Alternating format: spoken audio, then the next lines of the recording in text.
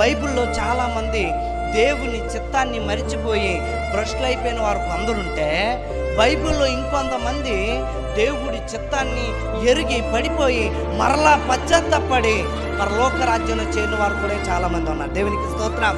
ఈరోజు దేవుని బిడ్డలారా, ఎలాంటి గుంపులో మనం ఉందాం? సమయం కూడా అవుతుంది కాబట్టి ఎలాంటి గుంపులో ఉందాం? బైబిల్లో ఉన్న వాళ్ళు ఇద్దరు 2 గుంపులు ఉన్నాయి.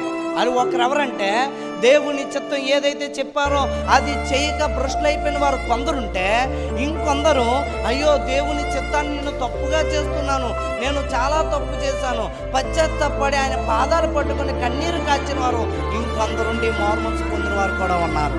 దేవునికి స్తోత్రం. మనం ఈ రెండింటిలో ఎలాంటి గుంపులో ఉందాం? దేవుడిచ్చే ప్రతి వాగ్దానం వెనకట్ల ఒక రహస్యము దాగి ఉంది.